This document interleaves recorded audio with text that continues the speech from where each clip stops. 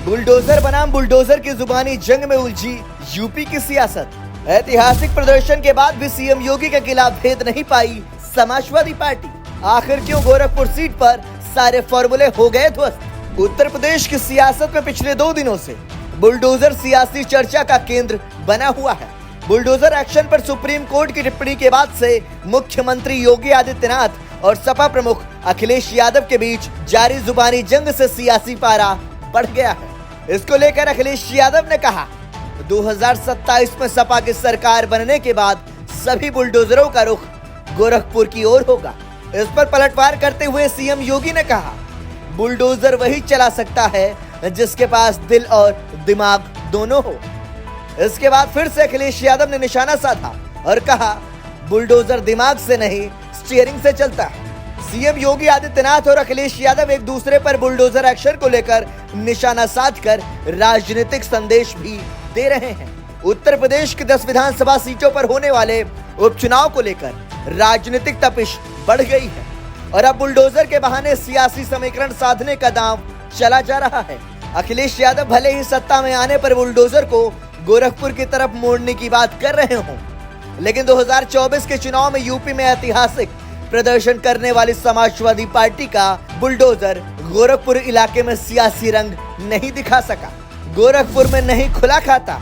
Samajwadi party अपने सियासी इतिहास में सबसे ज्यादा सीटें इस बार के चुनाव में जीतने में कामयाब रही। यूपी की 80 संसदीय सीटों में से सपा सबसे ज्यादा 37 सीटें जीती।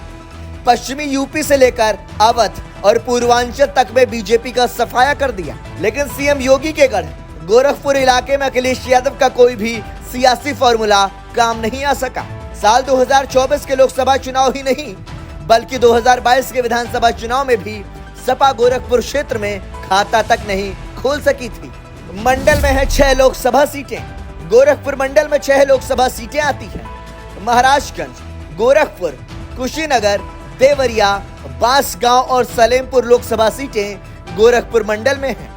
2024 के लोकसभा चुनाव में इंडिया गठबंधन के तहत 4 सीटों पर सपा ने उम्मीदवार उतारे थे और 2 सीटों पर कांग्रेस ने चुनाव लड़ा था। गोरखपुर मंडल की इन 6 सीटों में से सिर्फ एक सलेमपुर लोकसभा सीट ही समाजवादी पार्टी जीत सकी, जबकि 5 सीटें बीजेपी के खाते में गई। 2019 लोकसभा चुनाव की तुलना में बीजेपी को जरूर एक सीट का नुकसान उठाना पड़ा, क्योंकि 2019 में सभी 6 सीटों पर भारतीय जनता पार्टी का कब्जा था। 2022 में भी नहीं मिली थी सीट। लोकसभा चुनाव ही नहीं, 2022 के विधानसभा चुनाव में समाजवादी पार्टी गोरखपुर मंडल में खाता तक नहीं खोल सकी थी। गोरखपुर मंडल में 4 जिले आते हैं और इन 4 जिलों में कुल 28 सीटें आती हैं। सपा ने 2022 के चुनाव में छोटे छोटे दलों के साथ मिलकर गठबंधन किया था। सुभाषपा के प्रमुख ओम प्रकाश राजभर भी 2022 में सपा गठबंधन के साथ थे। इसके बाद भी समाजवादी पार्टी को एक भी सीट नहीं मिली थी। गोरखपुर की 9, देवरिया की 7 और कुशीनगर की 7 सीट शामिल हैं, जिनमें एक भी सीट किसी भी विपक्षी दल को नहीं मिली थी। इसके अलावा महाराजगंज की 5 सीटों में से 1 सीट कांग्रेस ने जीती, बाकी 4 सीटें बीजेपी के ही खाते में गई। इस तरह गोरखपुर मंडल की 28 में से 27 सीटों पर बीजेपी के विधायक चुने गए थे। निषाद पार्टी से सीएम योगी ने मिलाया हाथ। सीएम योगी आदित्यनाथ के गढ़ माने जाने वाले गोरखपुर क्षेत्र में बीजेपी अभी भी सर्वोच्च शिखर पर है। यूपी के सत्ता की कमान मिलने के बाद सीएम योगी ने गोरखपुर मंडल को बीजेपी के सियासी किले के रूप में तब्दील किया है, लेकिन मुख्यमंत्री बनने के बाद 2018 में गोरखपुर लोकसभा सीट पर हुए उपचुनाव की हार ने सीएम योगी को हिलाकर रख दिया था।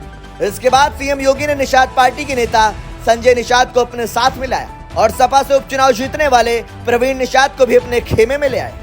इतना ही नहीं, गोरखपुर क्षेत्र में बीजेपी के सियासी आधार को मजबूत करने का काम सीएम योगी ने किया। गोरखपुर सीट पर सारे फॉर्मूले फेल।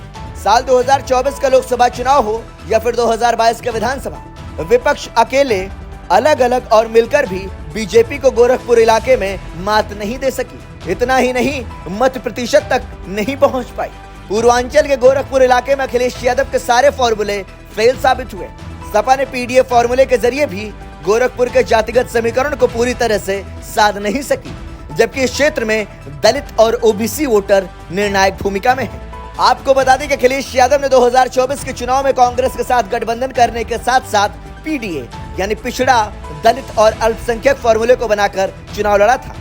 सपा का यह फॉर्मूला भले ही पूरे यूपी में हिट रहा, लेकिन गोरखपुर इलाके में पूरी तरह से फेल साबित हुआ। 10 विधानसभा सीटों पर उपचुनाव। योगी आदित्यनाथ मुख्यमंत्री बनने के बाद गोरखपुर क्षेत्र को बीजेपी के लिए सियासी दुर्ग के तौर पर स्थापित करने में कामयाब रहे हैं। साल 2024 के चुनाव नतीजों के बाद ही 2027 के विधानसभा चुनाव की सियासी बिसात बिछाई जाने लगी है। ऐसे में सूबे के 10 विधानसभा सीटों पर होने वाले उपचुनाव को 2027 का लिटमस टेस्ट माना जा रहा है। ऐसे में सपा प्रमुख अखिलेश यादव और सीएम योगी के बीच जुबानी जंग जारी है, लेकिन मामला बुलडोजर के एक्शन को लेकर है। किसका चलेगा बुलडोजर? सपा मुखिया अखिलेश यादव ने कहा, 2027 के विधानसभा चुनाव में सपा सत्ता में आती है तो यूपी के सभी बुलडोजर गोरखपुर की तरफ मोड़ दिए जाएंगे। इस पर सीएम योगी ने कहा, बुलडोजर पर सबका हाथ फिट नहीं हो सकता, इसके लिए दिल और दिमाग दोनों चाहिए।